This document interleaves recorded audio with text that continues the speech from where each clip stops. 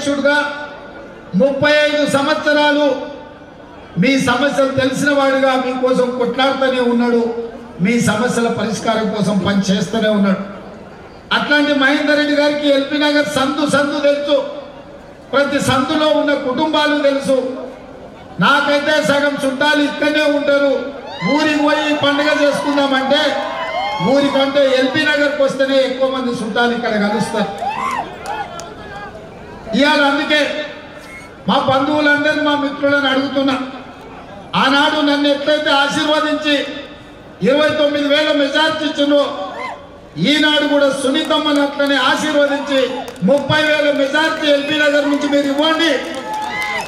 తప్పకుండా మల్కాజ్గిరి పార్లమెంటు నుంచి ఎంపీగా ఎన్నికై రేపు కేంద్రంలో మన ప్రభుత్వం వస్తుంది, మన సమస్యల పరిష్కారం కోసం పనిచేస్తుంది. ఇవాళ ముఖ్యమంత్రిగా నాగోల్ నుంచి ఎల్బీ నగర్ నుంచి ఓవైసీ హాస్పిటల్ నుంచి చాంద్రాయన్గుట్ట నుంచి P7 రోడ్డు ద్వారా అంతర్జాతీయ ఎయిర్పోర్ట్ కు మెట్రో రైలు చేసే బాధ్యత నాది. ఇవాళ ఎల్బీ నగర్ నుంచి హయత్ నగర్ కు మెట్రో రైలు విస్తరించే బాధ్యత నాది. ఇవాళ ఎప్పుడు వర్షాలు వచ్చినా టీవీలో చూస్తుండాలి, ఎల్బీ నగర్ లో మూసీలో కొట్టుకుపోయిన వాళ్ళు, కారు పోయింది లేకపోతే మనిషి పోయిందో అని మనం ఎప్పుడు వార్తలు చూస్తుంటాం. ఈ సమస్యకు పరిష్కారం చూపించాలి, ఈ సమస్యను పరిష్కరించాలి అంటే మీరు సునీతమ్మను ఆశీర్వదించాలి. ఇక ఎన్నికల బరిలో ఉన్న భారతీయ జనతా పార్టీ నేను ఒక మాట గుర్తు చేయదలుచుకున్నా. మన మున్సిపల్ ఎన్నికల్లో మన ఎల్బీ నగర్లో 11 డివిజన్లు ఉంటే 11కు 11 డివిజన్లు బీజేపీ వాళ్ళని గెలిపించారు. ఆ కార్పొరేటర్లు ఎవరైనా మీ సమస్యల్ని పరిష్కరించడానికి వచ్చిందా? ఇవాళ నిలబడ్డ ఈటెల రాజేందర్ ఎన్నడైనా మన దగ్గరకు వచ్చి మీరు ఎట్లున్నారు ఎల్బీ నగర్లో మీ సమస్యల గురించి ఏమైనా మాట్లాడాలని ఆయన అడిగిందా? 9 ఏళ్ళు మంత్రిగా ఉన్నాడు, 7 ఏళ్ళు ఎమ్మెల్యేగా ఉన్నాడు. భారతీయ జనతా పార్టీ నాయకుడుగా నాకు అమిత్ షా నరేంద్ర మోడీ తెలుసు అంటాడు.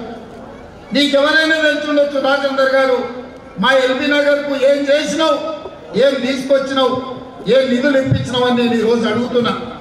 ఆయన 2021 వరదలు వచ్చినప్పుడు మన ప్రాంతం ముఖ్యంగా మూసీ పరివాహక ప్రాంతం మొత్తం మూసీలో మునిగిపోయింది.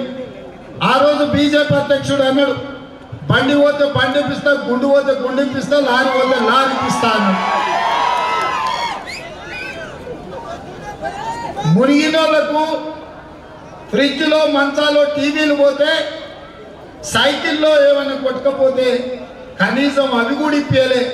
ఆయన చెప్పిండు, బండికి బండి గుండుకు గుండు అని. బండి రాలే, గుండు రాలే, మళ్ళీ అరగుండు వచ్చి ఇప్పుడు మనకు ఓట్లు అడుగుతున్నాడు. మిత్రులారా, కిషన్ రెడ్డి గారు కేంద్ర మంత్రిగా ఉన్నాడు, కానీ మనకు నయా పైసలు తీసుకురాలి. కాబట్టి ఇవాళ ఓట్లు వేపించుకుంటే మోడీ మళ్ళీ గుజరాత్కే నిధులు తీసుకుపోతాడు. తిరిగి మోడీ అధికారంలోకి వస్తే మన ప్రాంతానికి పదవులు ఇవ్వడు, మన ప్రాంతానికి పరిశ్రమలు ఇవ్వడు, మన ప్రాంతానికి పెట్టుబడులను రానివ్వడు. తెలంగాణను నిండా ముంచే వ్యక్తిగా నరేంద్ర మోడీ గారు తయారవుతారు. ఆనాడు బయ్యారంలో కాంగ్రెస్ పార్టీ ఉక్కు కర్మాగారం ఇస్తే ఈ 10 సంవత్సరాల పరిశ్రమను నిర్మించలేదు. ఆనాడు కాంగ్రెస్ పార్టీ కాజుపేటలో రైల్వే కోచ్ ఫ్యాక్టరీ ఇస్తే ఆ కోచ్ ఫ్యాక్టరీని మనకు రానివ్వలేదు. అదేవిధంగా ఔటర్ రింగ్ రోడ్డు చుట్టూతా ఆనాడు ITIR కారిడార్ ఇచ్చి వేల కోట్ల రూపాయలు పెట్టుబడులు తెచ్చి లక్షలాది IT ఉద్యోగాలు ఇవ్వాలని కాంగ్రెస్ పార్టీ అనుకుంటే ITIR కారిడార్ను ఇవాళ రద్దు చేసింది. IIIT కానీ IIM కానీ మెడికల్ కాలేజీ కానీ ఏమీ ఇవ్వలేదు నరేంద్ర మోడీ గారు. మా బాబీనగర్కు పాలమూరు రంగారెడ్డి ఎత్తిపోతల ప్రాజెక్టుకు జాతీయ హోదా కూడా ఇవ్వలేదు నరేంద్ర మోడీ గారు. ఇవాళ మాత్రం మళ్ళీ మనల్ని ఓట్లు అడుగుతున్నాడు, రాజేందర్ని గెలిపించమంటున్నాడు. రాజేందర్ కొత్త ఆయన ఏం కాదు, పాత ఆయనే. బీఆర్ఎస్లో ఎమ్మెల్యేగా మంత్రిగా అన్ని పదవులు అనుభవించాడు. ఆ ప్రభుత్వంలో పనిచేయలేదు, కేంద్ర ప్రభుత్వంలో చేరినాక అక్కడ పనిచేయలేదు. అందుకే ఇవాళ 10 ఏళ్ళు కేసీఆర్ మోసం చేసినందుకు మన డిసెంబర్లో బండకేసి కొట్టిండ్రు మీరు. ఇప్పుడు నరేంద్ర మోడీ మీ ముందుకు వచ్చాడు. ఆయన కూడా 10 సంవత్సరాలు ప్రధానమంత్రిగా ఉన్నాడు. మన ప్రాంతానికి ఒక పైసా కూడా ఇవ్వలేదు, ఒక పరిశ్రమ కూడా ఇవ్వలేదు. ఇవాళ ఇవన్నీ ఇవ్వకపోతే బీజేపీ వాళ్ళు మాకు 400 సీట్లు ఇవ్వండి, 400 సీట్లు ఇస్తే SC ST BC OBC minority రిజర్వేషన్లు రద్దు చేస్తామని అంటున్నారు. ఆనాడు జవహర్లాల్ నెహ్రూ, డాక్టర్ బాబాసాహెబ్ అంబేద్కర్, వల్లభాయ్ పటేల్ కష్టపడి ఎస్సీ ఎస్టీల కోసం ఓబీసీల కోసం రిజర్వేషన్లు ఇస్తే ఇవాళ బీజేపీ వాళ్ళకు ఓట్లు వేస్తే రిజర్వేషన్లు రద్దు చేస్తారంట. ఒక్కసారి మా ఎస్సీ ఎస్టీ ఓబీసీ సోదరులు ఆలోచన చేయండి. మీ అభివృద్ధి కోసం, మీ అభ్యున్నతి కోసం కాంగ్రెస్ పార్టీ రిజర్వేషన్లను ఇవాళ బీజేపీ వాళ్ళు రద్దు చేస్తామంటున్నారు. రేపు నరేంద్ర మోడీ 30 తారీఖు నాడు వస్తాడంట. మా రిజర్వేషన్లు ఎందుకు రద్దు చేస్తావో జవాబు చెప్పి నువ్వు తెలంగాణకు రావాలి. మా పాలమూరు రంగారెడ్డి ఎత్తిపోతల పథకానికి జాతీయ హోదా ఎందుకు ఇవ్వలేదు జవాబు చెప్పి తెలంగాణకు రాలే. మా బయ్యారం ఉక్కు కర్మాగారం మాకెందుకు ఇవ్వలేదు జవాబు చెప్పి తెలంగాణకు రావాలి. మా రైల్వే కోచ్ ఫ్యాక్టరీ మాకెందుకు ఇవ్వలేదు మా వరంగల్ ప్రజలకు, మా తెలంగాణ బిడ్డలకు జవాబు చెప్పి రావాలి.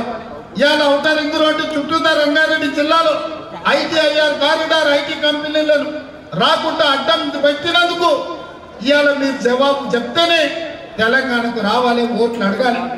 ఆయన తెలంగాణ రాష్ట్ర ఏర్పాటు ప్రక్రియను కూడా పార్లమెంట్లో తప్పు పట్టాడు. తల్లిని చంపిండు, పిల్లను బతికించిందని. మా తెలంగాణ ఏర్పాటుని అవమానించిన నరేంద్ర మోడీ మా తెలంగాణ రాష్ట్ర ప్రజల యొక్క ఓట్లు ఎట్లా అడుగుతామని నేను అడుగుతున్నా. అందుకే ఇవాళ ఈ తెలంగాణ రాష్ట్రం నుంచి బీజేపీని బహిష్కరించాల్సిన అవసరం వచ్చింది. బీజేపీని ఓడగొట్టాల్సిన, బీజేపీని పడగొట్టాల్సిన బాధ్యత తెలంగాణ యువకుల మీద ఉన్నది. వాళ్ళు ఏం అడిగినా అయ్యా మాకు మెట్రో ఎందుకు ఇవ్వలేదంటే జై శ్రీరామ్ అంటారు. అయ్యా మాకు బయ్యారం ఉక్కు కర్మాగారం ఎందుకు ఇవ్వలేదంటే మేము హనుమాన్ జయంతి చేసినాం కదా అంటారు. అయ్యా బీజేపీ పుట్టకముందు, నరేంద్ర మోడీ ప్రధానమంత్రి కాకముందు మా తండ్రులు తాతలు, వాళ్ళ తండ్రులు తాతలు ముత్తాతలు శ్రీరామనవమి చేసినాము, హనుమాన్ జయంతి చేసినాము, బోనాల పండుగ చేసినాము, బతుకమ్మ పండుగ చేసినాము, మైసమ్మకు ఎల్లమ్మకు పోషమ్మకు కోడి పోసినాం, కళ్ళు పోసినాం. మాకా మీరు వచ్చి చెప్పేది. ఇవాళ బీజేపీ వాళ్ళు వాళ్ళ దైవభక్తి అంతా రోడ్ల మీదనే చూపిస్తున్నారు. మనం అప్పుడప్పుడు బస్ స్టాండ్లో పోటీ లేకపోతే ట్రాఫిక్ సిగ్నల్ కాడ చూస్తాం, ఒక పెద్ద స్తంభాలంలో దేవుడి బొమ్మ పెట్టి కొంతమంది అడుక్కుంటుంటారు. అయ్యా ఈ దేవుని చూసి అయ్యప్ప స్వామిని చూసి మాకేమని ఇయ్యని. అట్లా బీజేపీ వాళ్ళు కూడా శ్రీరాముని చూసి మా కోట్లేయండి అని అడుక్కునే పరిస్థితి ఈరోజు వచ్చింది. అందుకే నేను చెప్పదలుచుకున్నా, దేవుడు గుడిలో ఉండాలి, భక్తి గుండెల్లో ఉండాలి తప్ప దేవుడు గుడిలో ఉండాలి, భక్తి గుండెల్లో ఉండాలి. బస్ స్టాండ్ల పూట దేవుడు బొమ్మ పెట్టి బిచ్చమత్తు అడుక్కున్నట్టు దేవుడి పేరు మీద ఓట్లు అడుక్కోవడం మీకు తగదు.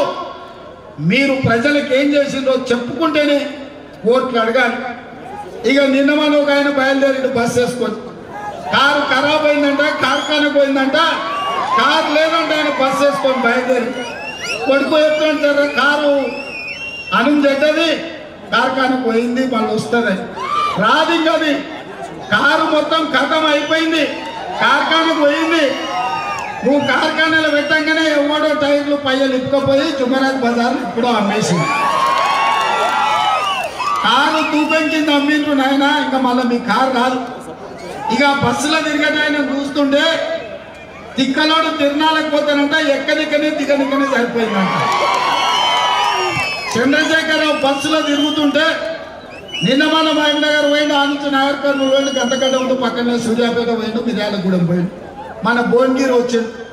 ఇక ఆయన ఎక్కడిక దిగనిక నలుగురు పట్టుకొని దించాల్సి వస్తుంది, 60 మంది పట్టి ఎక్కియాల్సి వస్తుంది. ఏం పొడిచినామా? 10 ఏళ్ళు ముఖ్యమంత్రి చేస్తే సచివాలయానికి రాకపోతుంది, 10 ఏళ్ళు ముఖ్యమంత్రి చేస్తే నీ ఫామ్ హౌస్లకు తెలంగాణ ప్రజల్ని లోపలికి రానియకనే పోతుంది, పోలీసులను పెట్టి మా మోకాళ్ళ మీద మా కాళ్ళ మీద కొట్టిపిస్తుంది, మా గద్దరన్న గర్వానికి వస్తే ఒకటంటే గేటు బయట 4 గంటలు కూర్చోబెడుతుంది. ఏ మోగం పెట్టుకొని ఇలా ఊర్లో తిరుగుతున్నాడు కేసీఆర్ అని నేను అడుగుతున్నా. ఓడింది కాబట్టి, ఉద్యోగం ఊడింది కాబట్టి ఇవాళ మళ్ళా అచ్చుకనో పుచ్చుకనో చేసి కొంగ చెప్ప చేస్తున్నాడు. మీరు ఎక్కడైనా చూడండి, చెరువులలో ఒంటికాల మీద కళ్ళు పూసుకొని ఉంటుంది. ఎందుకంటే కొంగ జపం చేస్తున్నాను, చేప పిల్లలు వస్తే కన్నా లటక్కని మిగుదామని. ఇవాళ గట్లనే తెలంగాణ ప్రజల్ని మళ్ళోసారి మోసం చేయడానికి కొంగ బయలుదేరింది బస్సు వేసుకొని. ఈ కొంగ పట్ల కూడా అప్రమత్తంగా ఉండి ఈ కొంగ కోటేసినట్టే అది పరోక్షంగా బీజేపీకి వేసినట్టే. అందుకే మిత్రులారా, మీకు అందరికీ నేను చెప్పేది ఒకటే, మా ఆర్టీసీ సోదరులు ప్రాంతంలో ఎక్కువ ఉంటారు. ఆనాడు ఆర్టీసీ దివాలా తీసింది. మీరు సమ్మె చేస్తే మీ కార్మికులను పొట్టన పెట్టుకున్నాడు కేసీఆర్. కానీ మేము వచ్చినాక ఇక్కడ మా అక్కలు చాలా మంది ఉన్నారు. మా ఆడబిడ్డలకు ఆర్టీసీలో ఉచిత ప్రయాణం ఇచ్చి నెలకు 350 కోట్లు, ఇప్పటికి 1369 కోట్లు ఆర్టీసీకి ప్రభుత్వం నుంచి కట్టినాం. దివాలా నుంచి ఆర్టీసీని బయట పడేసినాం. మా అక్కలు, మా ఆడబిడ్డలు అమ్మగారింటికి పోవాలన్నా, అత్తగారింటికి పోవాలన్నా, ఇంటి ఆయన మీద కోపం వస్తే చెప్ప పెట్టకుండా అమ్మ ఇంటికి పోవాలంటే కూడా చేతుల సిల్లి గవ్వ లేకుండా బస్సు ఎక్కిపోయేటట్టు చేసినాం. యాదగిరి గుట్టకు లేకపోతే భద్రాచలంలో రాముల వారిని దర్శించుకోవాలంటే ఒక్క పైసా పెట్టుబడి పెట్టకుండా దేవుళ్ళను గుళ్ళను దర్శించుకునే పరిస్థితి తెచ్చినాం. అదే కాదు, రాజీవ్ ఆరోగ్యశ్రీ ద్వారా మీకు 10 లక్షల రూపాయలు వైద్యానికి ఉచితంగా ఇచ్చినాం. ఆడబిడ్డలకు 500 రూపాయలకే ఇవాళ సిలిండర్ ఇస్తున్నాం. కేసీఆర్ మోడీ కలిసి 1200 చేస్తే ఇవాళ ఆడబిడ్డలకు 500 రూపాయలకే సిలిండర్ ఇస్తున్నాం. ఇంటూ కరెంటు చూస్తే కరెంటు షాక్ కొట్టినట్టు ఉండే 200 యూనిట్లు పేదోళ్లకు ఉచితంగా కరెంట్ ఇచ్చి ఇవాళ పేదల్ని ఆదుకున్నాం.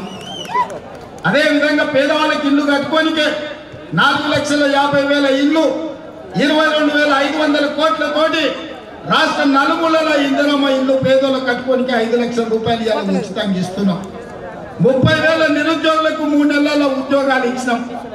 బీసీల జనాభా లెక్క కట్టి వాళ్ళ జనాభా ప్రకారం నిధులు ఇవ్వాలి, వాళ్ళ జనాభా ప్రకారం రిజర్వేషన్ ఇవ్వాలి అని ఇవాళ బీసీ జనాభా మనం లెక్క కట్టినాం.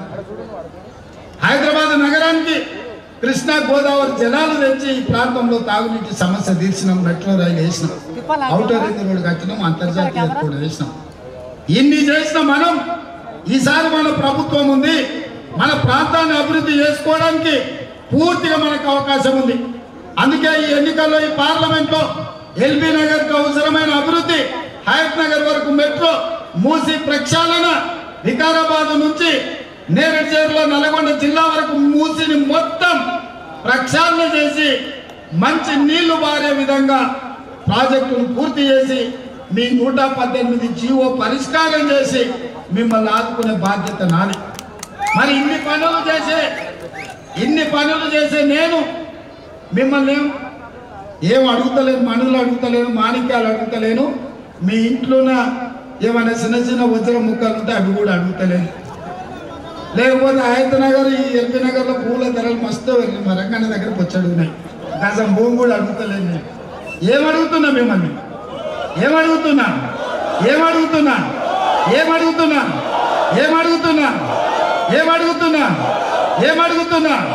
ఎవరి కోసం? అక్క కోసం. ఎవరి కోసం? గట్టిగా చెప్పాలి, నా ఇంపియాలి కదా. ఇవాళ మీ అందరినీ అక్కకు అండగా నిలబడండి. మీ తరఫున కొట్లాడుతుంది, మీ తరఫున పనిచేస్తుంది. మన ఎల్బీ నగర్ని అభివృద్ధి చేసే బాధ్యత నాది. అందుకే మిత్రులారా, అక్క కోట్లేసుకోవాలందరూ చేయి పైకెత్తురు. మొత్తం మా అక్కలు కూడా ఎత్తాలి.